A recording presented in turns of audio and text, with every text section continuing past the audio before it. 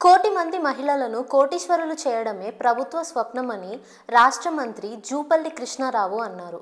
సోమవారం రాత్రి నిర్మల్ జిల్లా బైంసాలోని శ్రీ గౌరీ శంకర్ ఫంక్షన్ హాల్లో ఇందిరా మహిళా శక్తి చీరల పంపిణీ కార్యక్రమంలో ఎంపీ గోడం నడేష్, ఎమ్మెల్యేలు పవార్ రామారావు పటేల్, వెడ్మ బొజ్జు పటేల్, జిల్లా కలెక్టర్ అభిలాష అభినవ్లతో కలిసి పాల్గొన్నారు. మంత్రి మాట్లాడుతూ మహిళల ఆత్మగౌరవం నిలబెట్టాలన్న ఉద్దేశంతో మహిళల ఉన్నతి తెలంగాణ ప్రగతి పేరుతో ఉచిత చీరల పంపిణీ కార్యక్రమం ప్రారంభించామని అన్నారు.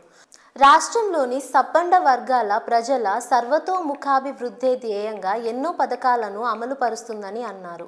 రాష్ట్ర ఆర్థిక పరిస్థితి బాగోలేకపోయినా ఇచ్చిన హామీ మేరకు ప్రభుత్వం అన్ని హామీలను నెరవేరుస్తుందని వివరించారు.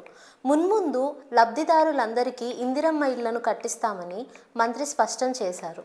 జిల్లాలోని అన్ని మహిళా సంఘాలు అన్నిట్లో ఉత్తమ స్థానంలో నిలుస్తున్నాయని జిల్లా కలెక్టర్ అభిలాష అభినవ్ అన్నారు. జిల్లాలో దాదాపు 8,000 మంది మహిళా సంఘాల సభ్యురాళ్లకు రుణాలు అందించామని తెలిపారు. జిల్లాకు చెందిన గణపతి సమాఖ్యకు జాతీయ స్థాయిలో ఉత్తమ మహిళా సంఘ అవార్డు లభించిందని ఈ సందర్భంగా గుర్తు చేశారు. కోటి మంది మహిళలను కోటీశ్వరులు చేయాలన్న ప్రభుత్వ సంకల్పం నెరవేరే విధంగా చర్యలు చేపట్టినట్టు వివరించారు.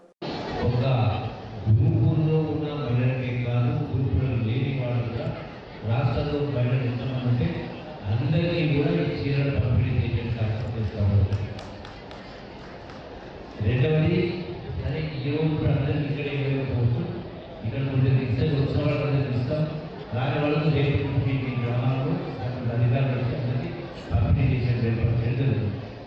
రెండవది, ఈ ప్రభుత్వం మహిళా సాధికారత మహిళలను వాళ్ళను కోటీశ్వరులు చేయాలని మన గవర్నర్ ముఖ్యమంత్రి రేవంత్ రెడ్డి గారు పదే చెప్తాము.